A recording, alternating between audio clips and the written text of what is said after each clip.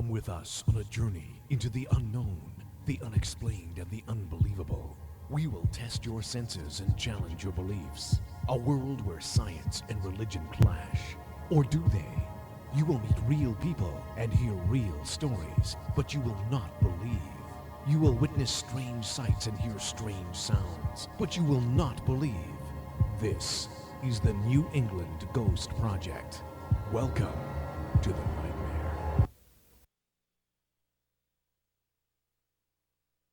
Another edition of Ghost Chronicles, the next generation.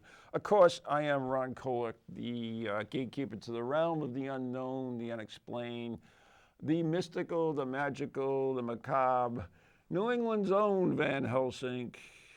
And with me is her. Nice. The blonde bombshell herself, Miss Anne Kerrigan. Well, good evening, everybody. And it's so nice to be back because we kind of missed, we missed last month. We had a little stuff going on. If you didn't mention that, nobody would have known. Oh, well, yeah, nobody's watching anyways. That's what you always say. But anyways, so we're back. Here we are. And today is, and we are broadcasting, of course, live from EBC TV and also on TogiNet, Parax, wherever we are. But anyways, Facebook, in its wisdom, as Facebook always does, came up with a new thing. Facebook. And it posted on Facebook that today was our 6th anniversary of being friends on Facebook. Imagine that. Yep. So, hey, little Facebook salute. friends. Oh. There you go. Facebook wait, friends. we have to turn the little skulls around. Oh, so for everybody can God's see us. sakes. Fix the skull. All right. Hey, cheers to you and me. Cheers. Yeah, all whatever. right. Lovely Poland Spring water. Oh, can we say Poland Spring? Whatever. Do we get a kickback from them? No. Absolutely not. No, that's a shame. Anyway. But yes, it's hard to believe. 6 years. 6 years, and that's just since Facebook. Right. You know, since we got on Facebook. I mean, we were hanging out before that. We were? A little bit. We were? Yeah. You sure it was me? Yes, we've had some very good times. We did. I would not have missed them for the world. Me neither, or neither. As much as we bicker. We do? No. No.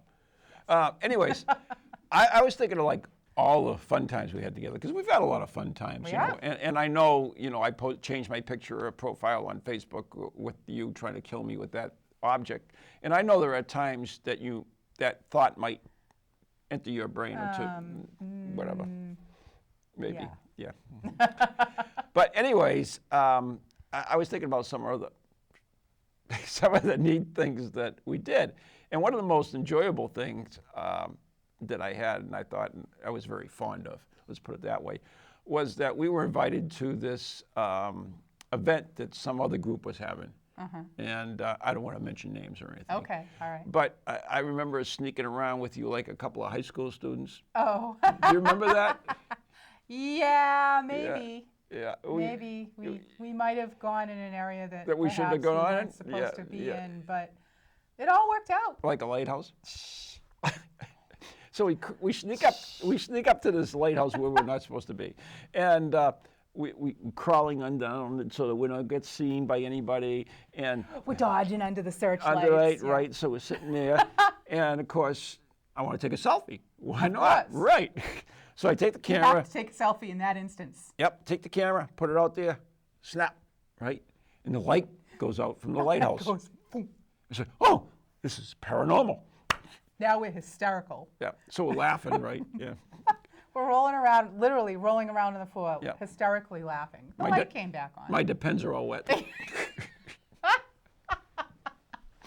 But anyway. That's what happens when you're 110 years old. Yeah. So we take another one, right? The same thing happens. The light goes out from the lighthouse. So like, okay, it's not like you can miss the light in the lighthouse going out. But then I realized it wasn't paranormal. It was a photo sensor on the light. So when I shot the flash from our selfie, it lit the thing up, thought it was day, and it shut the light off. Yeah. Yes. So to me, that was kind of a funny moment. And I don't want to get too many because we have a guest on the show. Yes, I know. But can't talk about ourselves all night. Why not? Can you think of any? I mean, one of your fonder moments. Oh, are you kidding me? Fonder. I'm sure. It has to be when we were in down in New York, visiting our friends the old Collinwood? Jerry and Brian at the Collinwood. Yeah. And they brought us out to Syracuse Yeah. to the cemetery. Yeah. What are you making a face for? Oh, I loved it. Yes, of course. It was like 102 in the shade. And anyways, but no, we found that gravestone. Oh. We found the gravestone. Do we have that picture? Can we say that on the air? I don't know. This is your TV station, not mine. I got yelled out for saying A blank blank. Well, anyways, there was an interesting name on the stone, and the two of us saw it, and we both started running for the stone. And we're like, picture! We need to take a picture. And that picture is somewhere, right? Yes, it is. It's on Facebook. It's on Facebook. But we'll repost it on our Facebook page, which is Ghost Chronicle Next Generation. Yes, we will. Okay. So that is one of my fonder memories, because that was really funny. And that's the one we snuck into that condemned building. Oh yeah, we snuck in a building there too, in the chapel. There was an old chapel. Yeah. Ron's like, I bet we can get in there, and I'm like, I'll stand watch. Go see if you can get the wood pried away from the door. We're giving people the wrong impression. No, we don't do this stuff. No, we don't always break the law. No. But when we do, we're usually together. All right. Okay. We need to play cemetery tripping. Yeah, speaking about cemeteries, let's do cemetery tripping, please. All right. Let her roll, director Zach. Yes.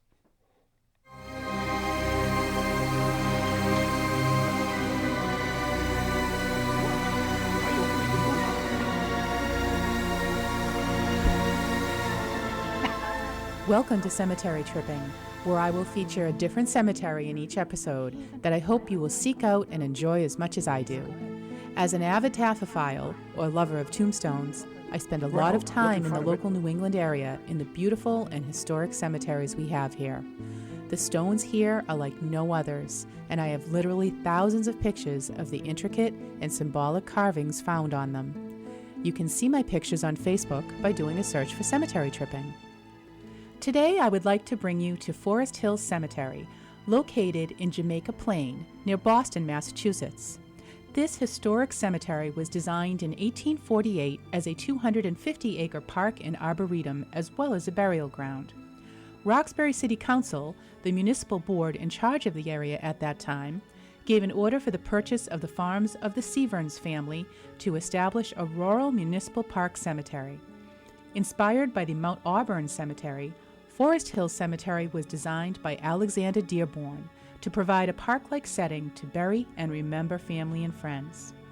In 1893, a crematorium was added to the cemetery, along with other features like a scattering garden, an indoor columbarium, and an outdoor columbarium. In 1927, anarchists Nicola Sacco and Bartolomeo Vanzetti were cremated here after their execution. Their ashes were later returned to Italy. Forest Hills is filled with awe-inspiring statuary, mausoleums, and artwork. Even the front entrance is an amazing sight, with towering spires and large iron gates. Inside, there are so many amazing sculptures, it's hard for me to pick just a few of my favorites. I will begin with the sculpture of Little Gracie. The memorial to Grace Sherwood Allen, 1876 to 1880, immediately caught my eye. She was the daughter of William H. Allen and Emily J. Allen, and died prior to her 5th birthday from whooping cough. She was immortalized by sculptor Sidney H. Morse, who depicted the child in a button dress and boots, with a bow in her hair. She holds drooping flowers, the petals of which have begun to fall. The white granite statue of Little Gracie has been under her protective glass shelter for well over a century. Another very similar sculpture is located on the other side of the cemetery, also white granite, under glass, and a memorial to a child, and is that of Louis Ernest Musset. Ernest was only just shy of his 5th birthday at the time of his death by drowning. He is depicted in a little rowboat with some of his favorite toys, and the inscription reads in both French and English, "My only darling child, a mother's tribute of affection." A very large and famous work can be seen near the entrance to the cemetery, entitled Death and the Sculptor. Also known as the Millmore Monument and the Angel of Death and the Young Sculptor, it is a sculpture in bronze and one of the most important and influential works of art created by sculptor Daniel Chester French. The work was commissioned to mark the grave of brothers Joseph, James, and Martin Milmore. It has 2 figures, one representing a sculptor whose hand holding a chisel is gently restrained by the fingers of a figure representing death, shown as a winged female. The cemetery has many other notable graves, including philanthropist Andrew Carney, poet and artist E.E. Cummings, actress Fanny Davenport, Minuteman William Dawes, sculptor Khalil Gibran, Boston Celtics player Reggie Lewis, poet Anne Sexton, and suffragist Lucy Stone, to name just a few. There are also many works of art by local artists on display throughout the grounds, which are there simply to be enjoyed. Forest Hills is a very large cemetery, so if you are visiting, make sure you give yourself the entire day, or perhaps 2 days, to fully explore. Never left. Anyways. Everything's fine here. There's nothing wrong at all. No. Right. I thought I was going to be talking with Slimer in a minute here. Does he talk anyway? No. Sometimes he talks. Sometimes he talks. Yeah. I'm not really sure why he's here, but Ron saw him on my desk and thought he should make a guest appearance. So. Yeah. And speaking about guest appearances. Speaking of guest appearances. Yes. What a lead-in. Totally. Off the cuff. Anyways, joining us now is someone who I've known for a while. He is a paranormal investigator, works on the show 30 Odd Minutes, is also involved with legend tripping, has written a book, Ghost Hunting Southern New England. You know, I'm old. All right, Andrew Lake. Hi, Ron. Hi, how are you? Hi, Andrew. Thanks for having me on. Yeah, You're okay. very welcome. So what did I miss? I mean, you do work on 30 Odd Minutes. You are a paranormal investigator. Founder of Greenville Paranormal There you go. Research and a voice artist for documentaries. I'm working on one right now with a friend in Rhode Island. Are you really? Yep, Oh, on nice. the urban legends of Rocky Point. Oh, I saw you put the Yeah, trailer up yeah, for that, didn't you? yeah. Jason Mayu. He's a very good I haven't seen the local trailer. filmmaker. Yeah. Are you, I don't know, are you sad. friends with Andrew Lake on Facebook? Friends with everybody.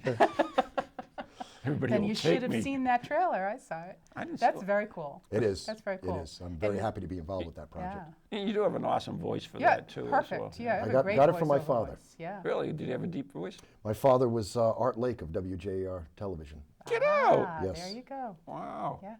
I was on WJAR. You were? I was. What did you do? I had my picture taken with the weatherman too. Ooh. Which weatherman? It's a personality, I could care. They call it, you're right, we did a Halloween special with England and Australia, and we were down at the Sprague Mansion, of course, which you know. And while I was down there, WJR asked us, Maureen and myself, to go in and do an interview. It was primarily me, because Maureen got like 2 words in. And, Well, and that that's what it doesn't was. surprise So I me was because in you talk so JRA, and and I forgot to take a picture of me and whoever interviewed me. And so I grabbed the weatherman and said, "Yeah, take our picture." So there you go. Wow. Anyways, that's my story. It's not about me. It's about Then Andrew. we're here to talk to Andrew. I just said that. Okay. All right. Fine. Anyways, Andrew, you have been investigating for a long time and doing a lot of things. And this book is one of them, which is Ghost Hunting Southern New England. The thing that I find so funny about the fact that Ron doesn't know about the book is I think I mentioned you more than any other investigator throughout New England.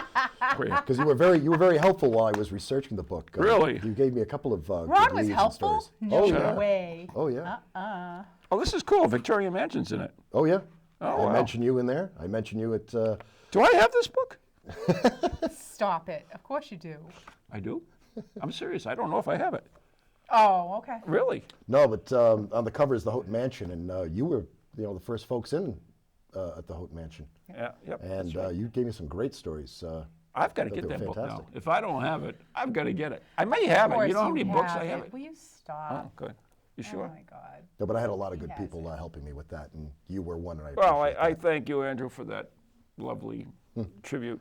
But anyways, so this book is still available, of course. Yes, it is. It's through Clearacy Press. You can get it on Amazon, and Barnes & Noble carries it. You don't sell it on your site, huh? Well, that's a long story, but apparently the state of Rhode Island has a problem with you linking up through Amazon to sell books.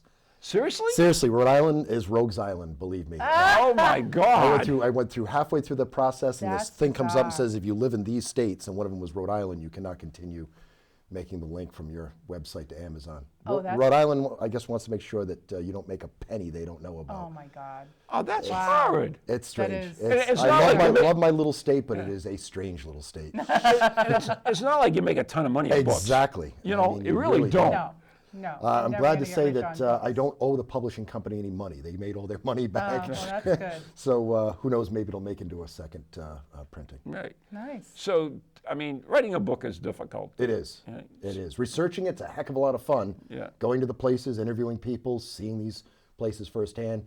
But you find yourself up till 2 in the morning going, I can't think of another adjective. Where's the thesaurus, please? Oh, I love thesauruses. And I do have that book, Andrew. I was teasing. Yeah.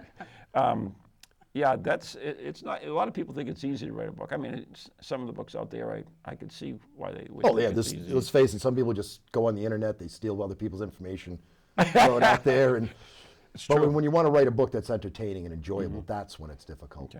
Now, you've been investigating the paranormal for quite a few Quite a years. while. I just turned 51 in February, Get out of here. and I've been fascinated with ghosts since I You was. look like 35 or something. Thank you. I appreciate you saying that. Really, Yeah. really. But no, since the age of 11 when I had my first run-in. Well, when you're like 110 or 15, Yeah. you Everybody know, looks younger. everybody looks young, right? Well, Yeah. you There hunted you vampires, Van Helsing. no and stuff. offense, no 15. offense there. Yeah, right. 15. Yeah. So 15. So, did you, I mean, I'm trying to, Yeah. how did you acquire your knowledge in ghost hunting? That's one thing, when, you know, somebody says, well, I saw it on TV, Yeah. you know, I know everything now. Well, for me, I mean, I remember my mom was probably the only one in the family who thought that my interest was normal. Like she herself that's believes cool. in the supernatural. My father and 2 brothers just shook their heads at me like, yeah, right, whatever. But my mom was always looking out for a good ghost book by people like Holzer or whoever, Peter Underwood from England, who just died last year. But going to the Greenville Library, and they actually had a pretty darn good Really? paranormal section in that library. Wow. And ironically enough, there was a ghost down by that section in the basement of that library. I've heard stories Really? about the piano playing on its own and books leaving the shelf. Oh. It was set on a foundation that belonged to a house that they, when they moved the house off that foundation, they found evidence of the Underground Railroad. Oh, neat. And of course, Smithfield had a few houses with hideaways that were supposedly used for that. Wow. And matter of fact, there is a black gentleman who haunts a house in Greenville that is seen in the window of a room that used to be hidden until about 20 years ago when it was discovered. But for the longest time, people would be like, who was the guy up in the window? And So wait a minute. Yeah. I've got to ask this Sure. question. So there's a black guy that haunts the place. I mean, how do you know he's a black guy? they've actually seen him. He looks as real as you and I. That's Oh, what right. I mean, people would You be know, pulling the mostly driveway. they see these things in the shadows, and they're always these white things, smudgies, right? Yeah. So if it was a black guy, you wouldn't see him, right? Well, I've read of so, many of right? accounts and interviewed many people that have told me they've run Probably got to into. get a lot of mail for this, by the Yeah, way. you're in They've trouble. run into apparitions that they didn't realize was an apparition until the person went through a wall or disappeared.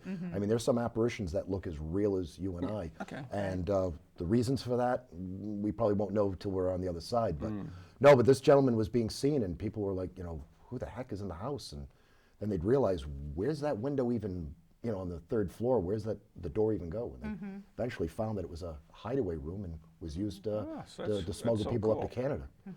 But yeah, from a very early age, I guess to answer your question, and I remember opening the TV guide and seeing the announcement that a brand new show called In Search of with Leonard Nimoy was going to start. TV guy. That was the Leonard original paranormal show. And of course, I was yeah. a big fan of Star Trek, and I met Leonard Nimoy when I was 13. Oh, did you? So, Yeah. so the fact that Leonard Nimoy hosted a paranormal show, I was in front of the set every That was every an night when awesome that was show. on. Oh, love it. Matter of fact, my friend Jason, I just mentioned, he for his Christmas present, his wife got him the whole DVD set of the series, so he's been binge watching it. I just boy. was it last year? I got the whole Arthur C. Clarke series. That was very good too. I have the companion book to that. Now, if Russ was here, he'd be crying right now because he was heartbroken when Leonard Nimoy passed. And No, it I just was one too. of I his, was too. Seriously. One of his idols. So, yeah, Yeah. that's another very distinctive voice that you don't forget.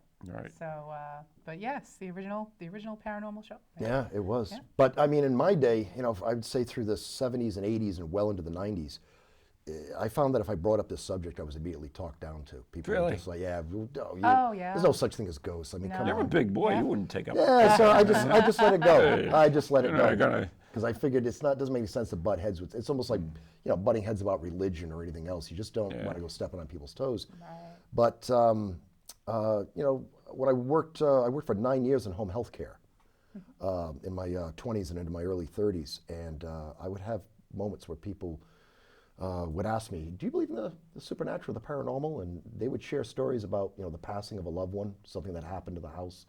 I had a lady that I used to deliver oxygen to on a regular basis, and she had a ghost she used to call George. And I know sometimes I'd be delivering the O2, and she'd be like, "George was out walking around last night and George. keeping me awake." And of course, at this time in my life, I was also living in an old house in the village of Hope in the town of Situate. And I had the original owner of the house, and her daughter was haunting the house. And Really? that was the first ghost with a face that I ever saw.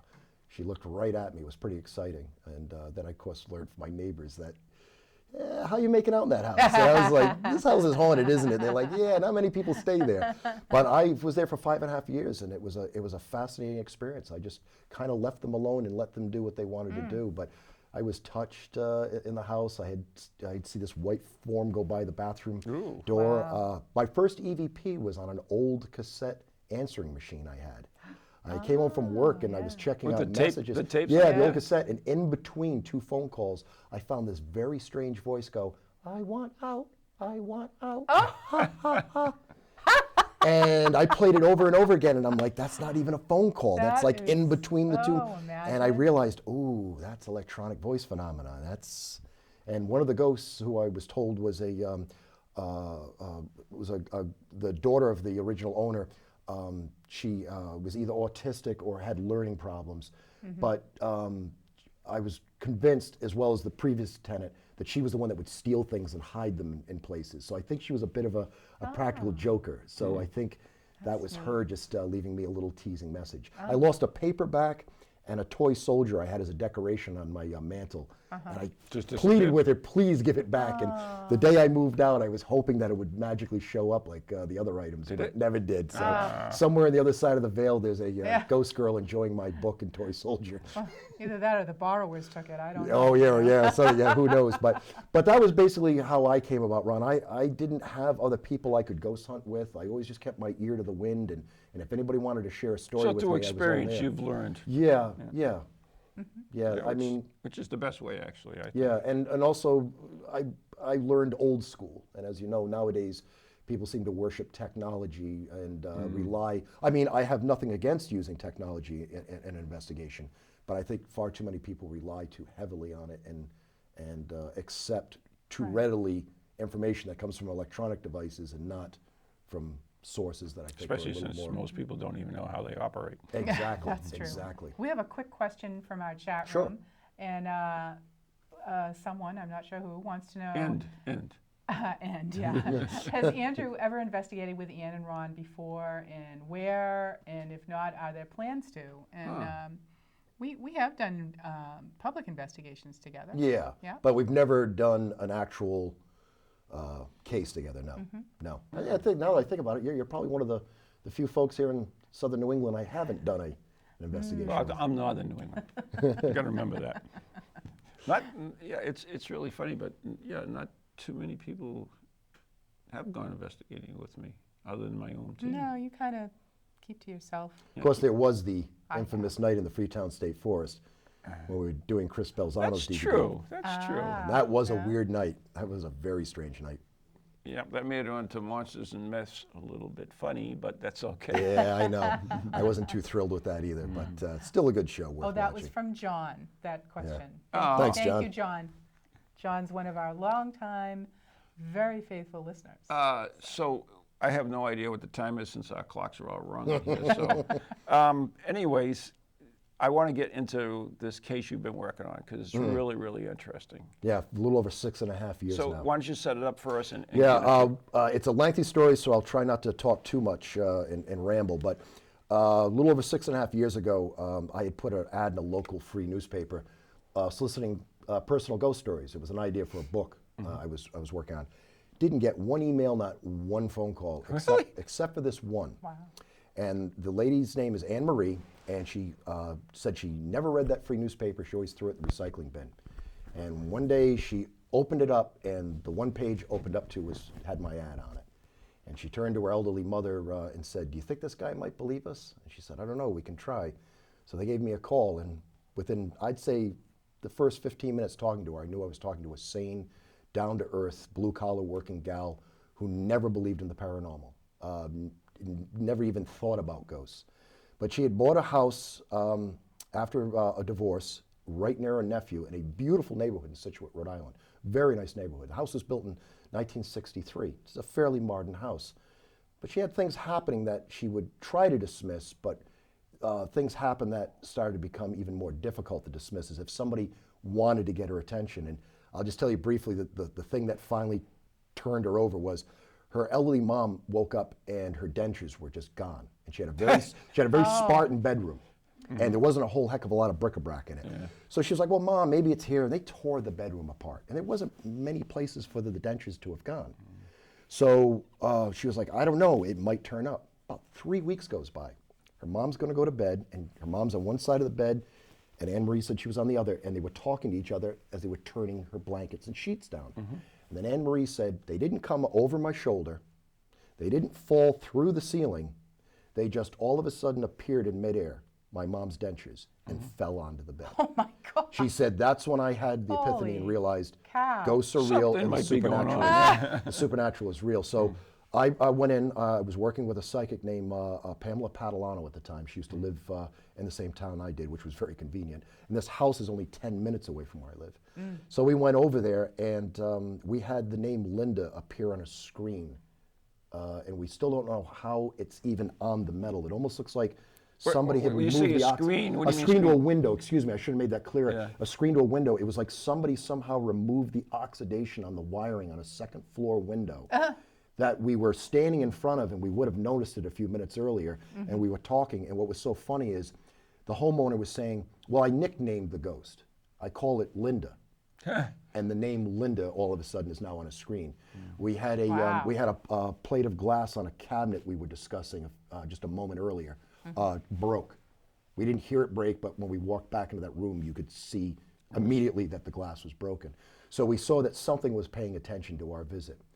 And I realized we have something here. And I'm extremely lucky as a paranormal investigator to not only have a haunting with other paranormal activity involved 10 minutes from my house with a homeowner that is absolutely the perfect, strong-willed person to stay in that house, because other people didn't. And she didn't know that fact when she bought the house. Oh, really? Wow. Yeah, she found out as time went on that even the people who built the house realized we built this house on haunted land.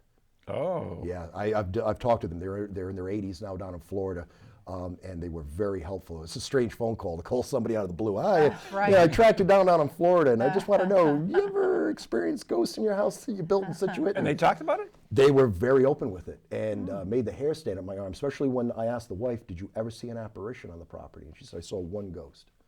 And I said, "Was it a woman? Because there's more than one ghost here." And she said, "No, it was a man." And I said, "Really?" And she described to a T the apparition we refer to as the half man, because you never see his legs. Oh, He hovers from the waist up. He's been seen half man. 7 times now by 6 different Sort of like witnesses. Slimer, right? And yeah, she just described, like Slimer, no legs. she's, yeah. yeah, she described, and not only that, but one of the psychics, I brought, I think a total of 7 now have been involved with the property. They all tell me the same story. I take them, they're clean, they all go to the same locations in the property and tell me the same cast of characters and the same motivation. And one of them was telling me that, yeah, this guy had her, this woman that they had killed, wrapped her up in a bed sheet, and they were going to throw her into an opening in the ground. And when I was talking to this woman whose husband built the house back in '63, and she was describing this apparition that appeared in her bedroom at about 1:30 in the morning, she said, "Yeah, it was really kind of exciting. I wasn't scared at first because of all the other things that had happened in the house." She said, "He had no legs, and he was wearing a white shirt with his sleeves rolled up, and he had something bundled up in sheets, and it looked like he was looking for a place to put it. Oh my and then he gosh. saw me looking at him, And he moved, even though he didn't have legs, he moved like he was running out of the room and just disappeared in midair before he reached the door. And the hair was on my arms as I'm talking to her because, you know, that's, but the best punchline to this whole conversation on the phone was when I went to say, hey, thank you so much for talking to me. This is a weird conversation to have with a stranger.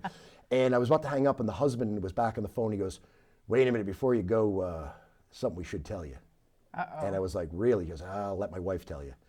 And he hands the phone back to her and she goes, yeah, the strange activity didn't start in the house until my 8-year-old found the human bones across the street.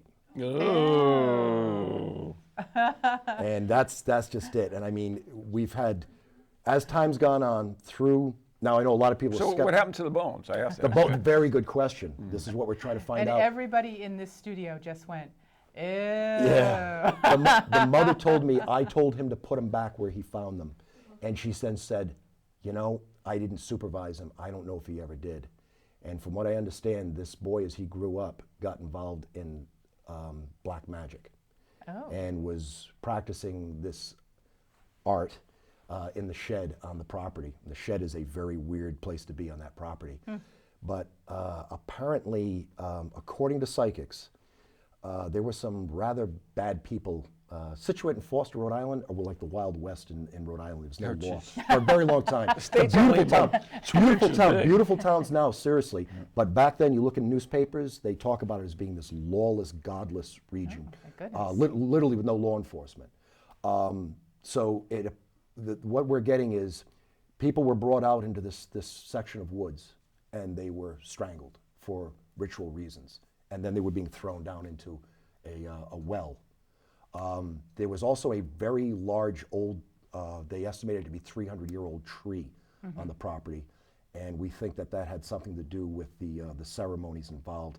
And when you look at old Celtic beliefs, very old trees with openings in them are fairy forts. Yeah, They're openings to other dimensions. So what happened to the well? The well, now the well's very interesting because even the first psychic I brought on when we went to leave the house, she said, these people are not lying to you, Andrew. They are literally experiencing this stuff. I said, well, you can see the teenage son is terrified. He's not enjoying it at all. And she goes, there's something to do with water under this property, something to do with a well. Well, I kept hearing that from other psychics I was bringing on. They'd bring that up. There's something to do with a well. And one of the gals I work with named Stephanie Burke, a young lady who is her grandmother and her mom had the gift. Have we met Stephanie before? I believe you probably have. I've worked with Stephanie before. Okay. She's traced her lineage all the way back to a relation who was picked up in the Salem witch trials. But fortunately, everything blew over and she was released and she wasn't one of the women hung. But it runs in her family, on the female members of her family. But I've brought her to the house and I've caught some amazing EVPs walking around with her. And again, she paints the same stories that the people that have come before. And there's a section of the yard that we believe that they might have been, the well might have been. And she stood in that spot and she said, Andrew, if you dig down here, 9.5 feet down, you'll find the head of the well. We rented a backhoe. You did? And we dug it up. Wow. And I believe we have a photograph. This expedition. We have a, it cost us well over $1,000 the first to do photograph this. in there, Director Zach? Yeah, There's this is one, yeah. this is the actual hole that, now what we did is we dug a large hole that was 5 feet deep.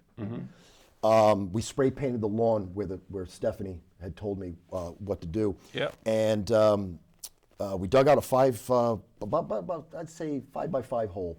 And then I climbed down and I proceeded to dig another 15 feet in the ground.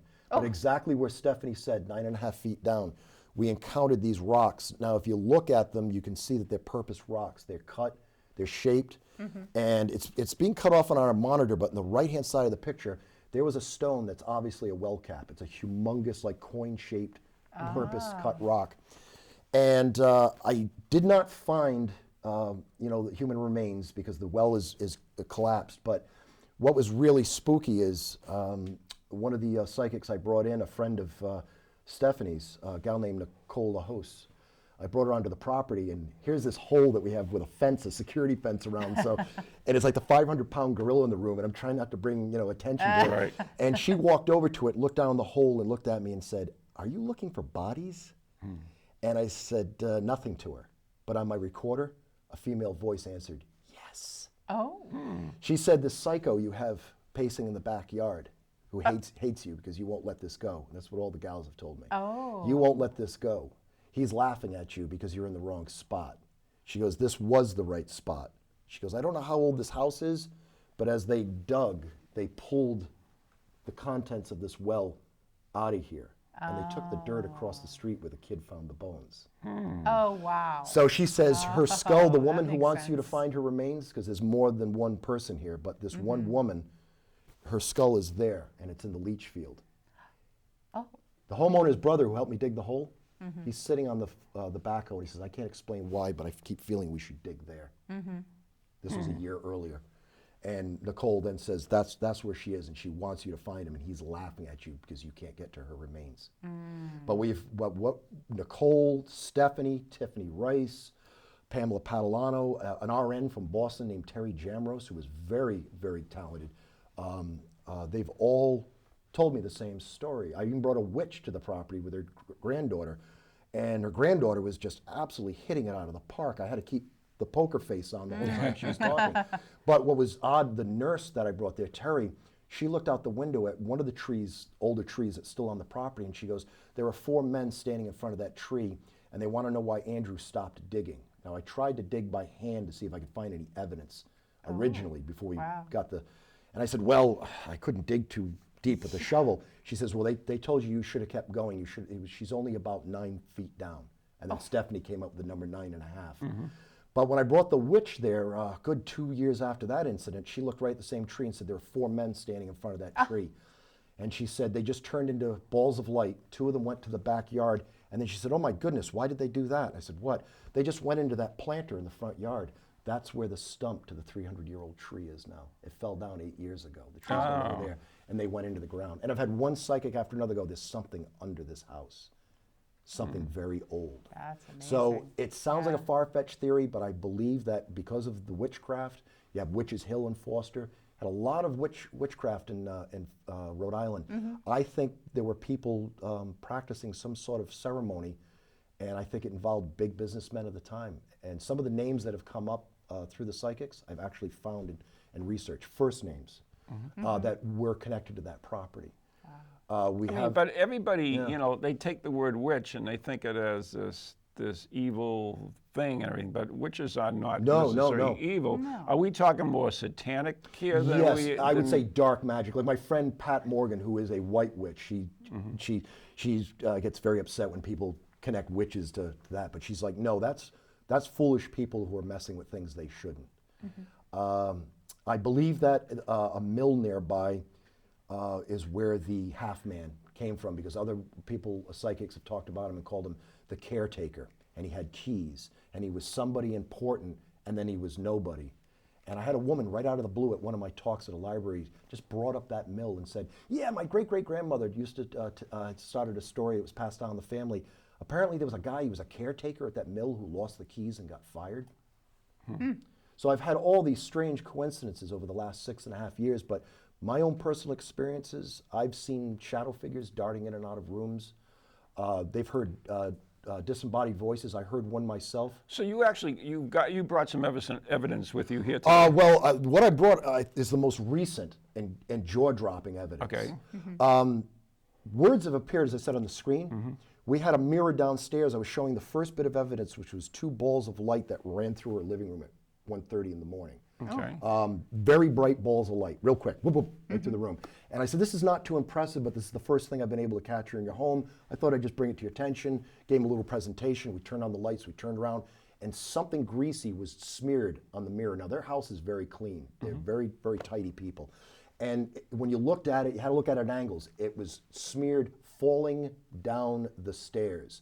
And there was a little, like, lazy little cartoon of a stairs and what almost looked like a stick figure falling off the stairs. I took photographs of it, and we thought that's strange. Well, the stairway was right there to our right. Yeah. Only a few months later, her mother died by falling down those stairs. Oh, nice. Oh, no. Oh. Her mother is now in spirit form in the house. I bring psychics in, and they look at Anne-Marie and go, Anne-Marie, did you lose your mother a little while ago, a short woman named Anne? Is she protecting them? Yeah. Oh. Because she said to me when she was Thank alive, God, she says, yeah. how do we get rid of them? And I said, well, I don't know who they are yet. So before we try anything that'll upset him. Let's see if we can Right. figure out this mystery. And she says, this feisty little Italian woman goes, well, when I die, I'm coming back here and kicking them all out. And I bring psychics in, and they start Mom. going, I believe this woman's your mom talking to me. And she starts Wow. talking about the caretaker, the half man, and how she has trouble keeping him out of the house. Wow. But Right. but the pictures that I brought, well, my friend Anne Marie went down to Florida to take a break from this awful winter we had, because her brothers live down in Florida. Her nephew, who's a complete skeptic and will not accept the idea the house is haunted, while he was there taking care of her cats, a porcelain figurine came out of one room, came into the kitchen, and smashed on the floor. And then they went into the bathroom and found 3 black smears on the bathroom mirror, and the word "run" written on a tile. We have that, right? Yeah, if you could bring it up. Yes. Zach, can we This put is up just the- recently too. This is only The one with the 3 about a month away. smears first. Yeah, you There. just make them out. Now, Oh, it, yeah. it looks like makeup, but when I was on the phone talking to Pat, the witch who lives nearby, I was hoping she'd come by, but it was her birthday. She said, yeah, it's your friend in the backyard. He's trying to scare you guys. He wants the house again. She goes, you'll find what he used Wow. right in front of you. And then there was a makeup tray. We found an eyeliner. The only thing is the eyeliner has such a dainty little brush on Right, it exactly. that when we Right. tried to write "run" on a tile Right. as a and do that, we couldn't. Zach, can we have the one that says Ron? Yep. And the thank weird you. thing is if it's Sure does say Ron. eye makeup, why is it dripping? Maybe it says Ron. Ron. You know, eye makeup shouldn't Ron run, was there. but as Right, you can should see, run. but it's dripping. So Yeah, it is drippy. I looked at that and I thought, well, that's weird. I'm the only one in this tight little bathroom. Right. The teenage son who won't live at home anymore, he lives with his dad in Providence. He hates the house. Wow. The mother is standing out there with a good friend of the family, and they're telling me basically what went on while she was away. And the next, you bring up the next picture, red tile that's right there. That literally appeared right behind me as I was talking to them. It wasn't there. That's the most dominant tile when you walk into the bathroom. And I examined the entire room before we started talking about the mirror and the word "run." It says, "You will die." Nice. And it appeared behind me. Her son's eyes came out of his head. His hand went past my head and he went, "Oh my God, you will die." And I was like, "What?" And Anne Marie goes, "Andrew, words are behind the wall, behind you." Wow. I turned around and I was just like, "You got to be kidding me." So that's when I called Pat. And she said, "Yeah, he's trying to scare you, Andy. It's your friend out in the back." So a couple of weeks go by. I bring Nicole, a gal named Alicia Mastrangelo, who's a great ghost hunter. She's had terrific luck at the house catching EVP. And another gal I know who's been ghost hunting for eons with her brother named Chris Best. And I figured we'll bring in some gal power because there's a female ghost named Sarah that wants help. So I figured let's bring in these women, see if we can encourage her to come out of the ether, so to speak. And Nicole goes in to use the bathroom and comes out, and we thought she was joking for a second. She goes, "You got to be kidding me, 666?" So if you can bring up the shot of the black smudge on the right, if you see right above it. Now this is tiny. This is tiny on this little windowsill. Right, it's a windowsill, Now yeah. we were just talking about the kid who had found the bones in the house. And I said, yeah, he was into like Ozzy and Aleister Crowley. Yeah, who was it? But this was in the early 80s. This was Right. in the early 80s, and when everything was all that Satanism stuff. And that appeared as we were out in the kitchen talking about it. Nicole goes to use the bathroom and comes out. While we're looking at that, to the left of that, under about 2 tiles down from that, I kid you not, the next message, if you can bring it up, Next message. it just was there. Like Die? It was What is the date? die 17:12. So I'm like Time. So I'm like military time because the guy we're talking about, when he grew up, he joined the special forces. But my friend Chris outside the door goes, "No, it's a psalm." So Anne Marie grabbed her Bible, and I have the next shot. I took a photograph of it. It's this threat. They are like hungry lions for prey, you know, crouching and ready to attack. And it was weird because that's what Pat said to me over the phone. She goes, "Oh yeah, they're all about you right now, Andrew. They're trying to intimidate you. They're trying to get that fear out of you." But I'm like, I wasn't scared. I was just absolutely gobsmacked with fascination, and I was so grateful. True to have- ghost hunter. Can yeah, imagine. to have We're all really like, "Oh, God, intelligent, look at down-to-earth this." folks standing on Yeah. either side of me when it happened. I mean, the 3 of us jumped like, "You got to be kidding me!" Like it wasn't there, and then in a blink of an eye, it was was just there. there. And the word "die," amazing. if you check the That is handwriting, absolutely it cool. matches the same die as "you will die." Stephanie Burke, when I sent her the picture, she said, "Yeah, the big bad guy in the backyard, he didn't write it. He made someone else write it." And I said, "Do you think it's Billy?" And she said, "Yes." And this is the guy who found the bones as a child, got involved in satanic worship on the property. And we think, since he died dead. only a few years ago of cancer in Connecticut, we think he's back at the house because we have psychics talking about there's somebody here who used to live here. And as crazy as this sounds, I can't prove it. I can't prove any of this. But I wonder if the poor guy damned his soul to this property. I'm wondering if because of his actions through his youth, he made some sort of pact. Don't you wonder, don't you feel like maybe they've been using him since day one? That's exactly. And now, he's their stooge. And I went through a personality change investigating this house, and people had to take me aside and said, Andrew, we're worried about you're becoming obsessed to find these bones. And Stephanie Burke sat me down and said, they want you to find them, and you're going to end up just like Billy. Oh, God. And I had to walk away and just, I've been using cleansing soaps made for me by one of the psychics to take this bad energy off of me. And I'm telling you, I noticed a difference in my tone and attitude. But I became absolutely obsessed for about a year once we dug for the well. But Stephanie and Nicole came over and they did a blessing to move some of the victims along. And I don't know if it work? Well, they hoped it did, because if you have the picture of the smashed mirror, if we could bring that up. Oh, yeah. The picture of the living room, and you can see a whole bunch of debris. That mirror was literally taken off the wall. The hook didn't come out. The wire was ripped out of the back of the frame with violence. And all the objects knocked off the table. The physics of it doesn't make any sense. Like if the mirror were to fall naturally, it couldn't have landed face up the way it did. And the objects that were on the table, it just didn't make any sense. And when I brought Nicole back, Nicole says, she says, oh, someone threw a temper tantrum in the house because we'd cleaned the mess up. And she goes, he's out in the backyard right now going, where are they? Where are they? So we think we successfully moved some of his victims along. We think. I mean, this is all theory, but we've done everything from transfiguration experiments there, and even her grandchildren are now talking about fairies on the property, and 3 of the psychics have talked about seeing an elemental and with the tree again. The fairy fort. So, I mean, the amount of paranormal activity at this location, so people say, you're going to write a book? Amazing. I don't think anybody would believe me. That'd be a great book, though. It should be at least on my ghost story. I know. Or something, but I'm absolutely fascinated. And my whole point of sharing the story with you is, I hope that people who are getting into paranormal research investigation will realize that there, as like Shakespeare said, there's more in heaven and earth than are dreamt of in our philosophy. And this case alone has opened my mind to the possibilities of what is going on the other side of the plane.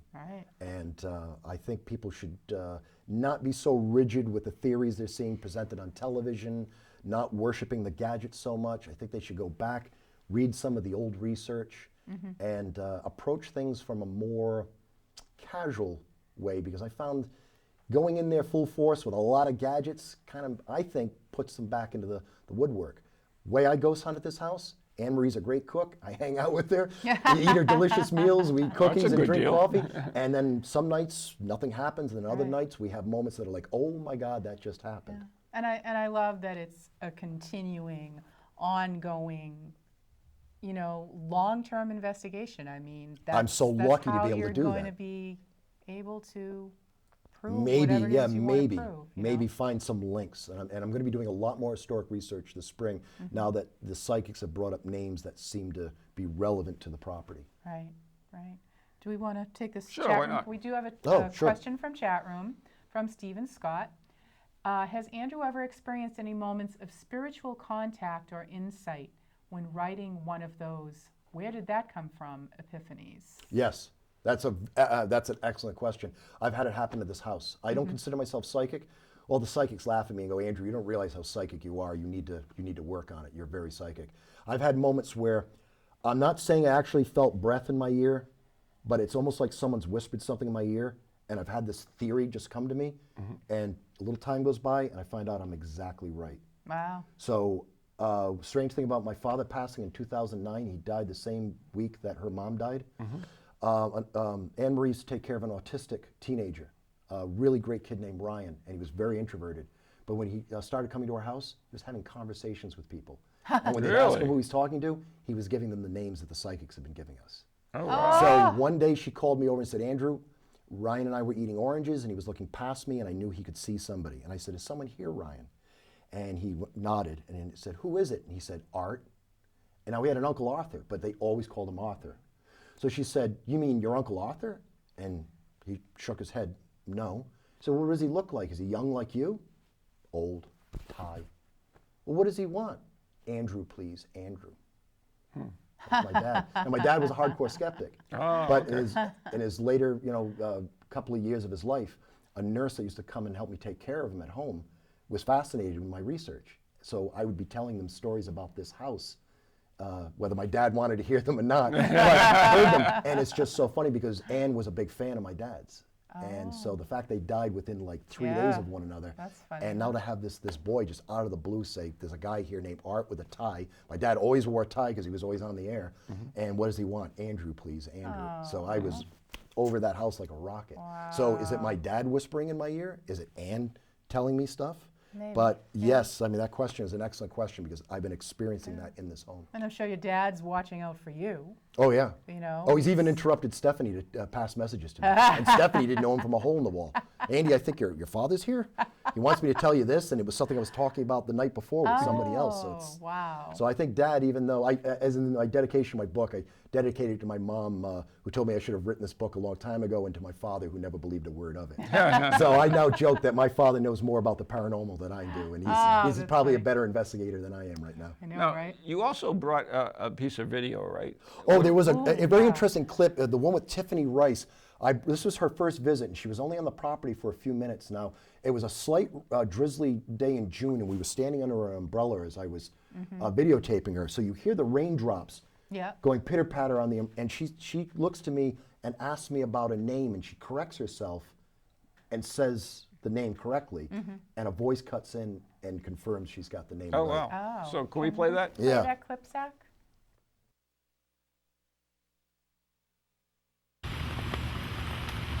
Is there a Susie or a Sarah? Not off the top of my head. Okay.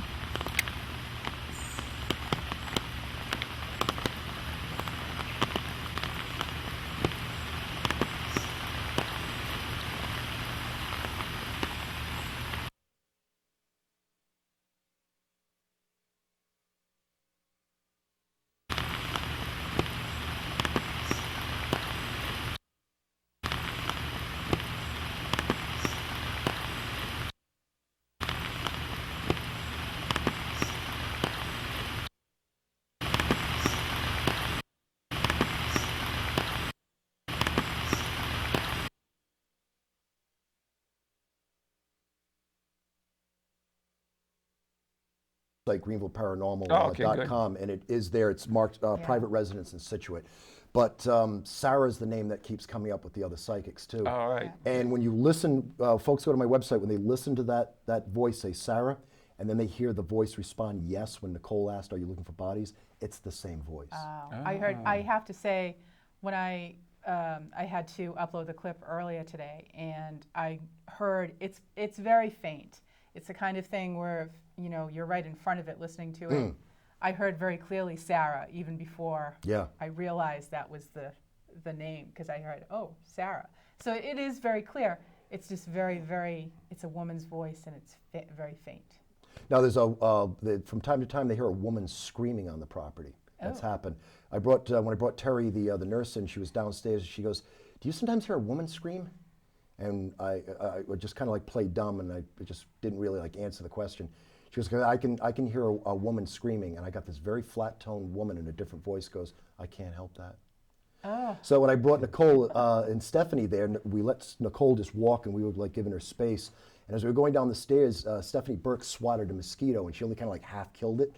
And she was going by, she goes, "Remind me that's there so I can wipe it off the wall later. I don't want it biting anybody else." The same voice that a year earlier said, "I can't help that," goes, "That's banal." Banal. Meaning her joke is not, not funny. But it's the same voice, "That's banal." And Stephanie's like, "Well, I thought it was funny." I came back to her later. Yeah. But no, it's amazing. Up in the attic, I asked a clear-cut question. Why are you here? Why are you haunting Anne Marie? And a voice in the corner of the attic, I fortunately caught it on my audio recorders. It wasn't an EVP, it was disembodied voice, said, "Please help me out."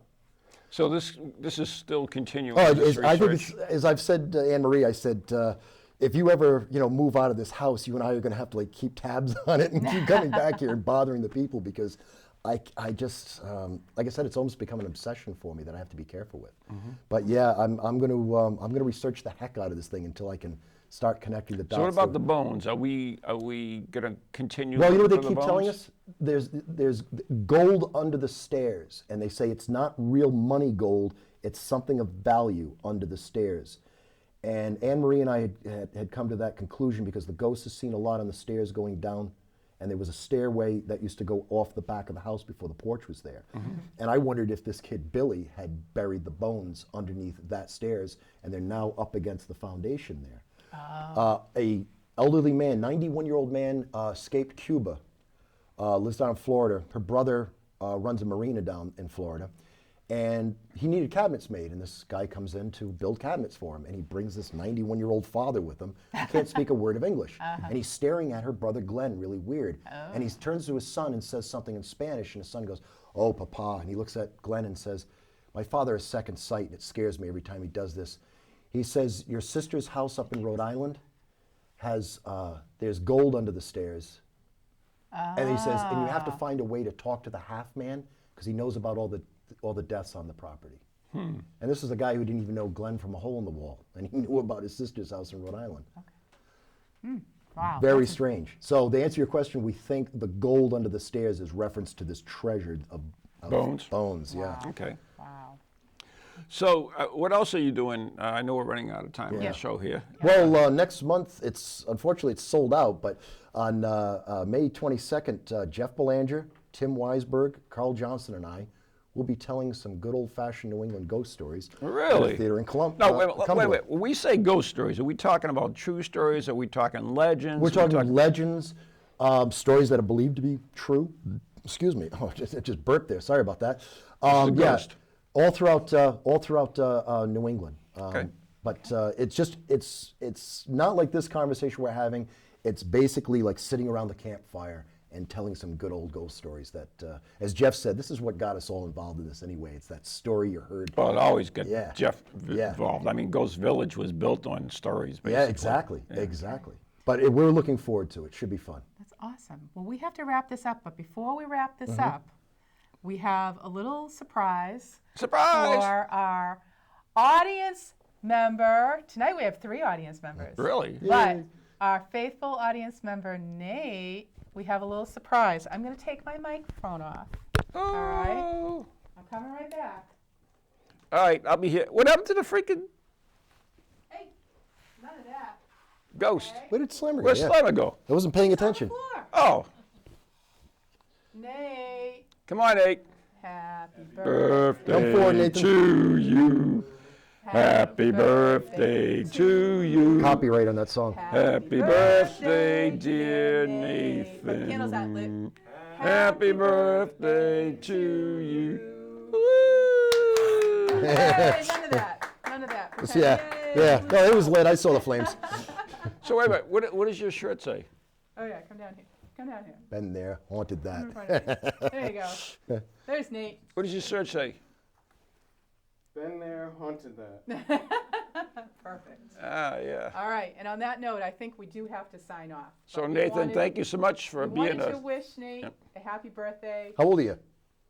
How None of old you. do you think? Oh, you never. No, Just did. I can't figure it out. That's why I asked. 32. Come on.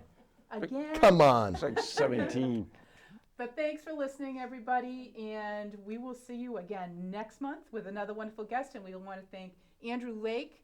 Please check out his website and get his book. Greenville Paranormal. Yep, GreenvilleParanormal.com. Paranormal.com. There you go. So good night, everybody, and thanks for listening and watching. Good night. God bless.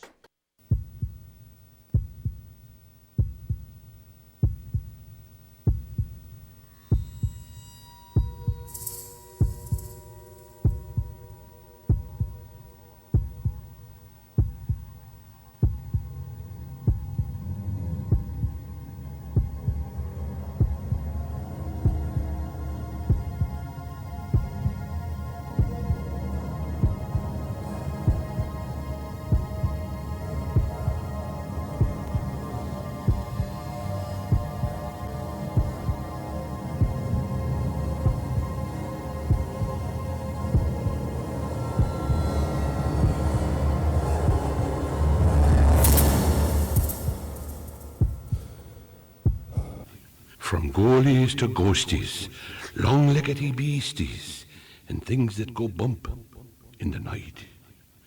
Deliver us, good Lord.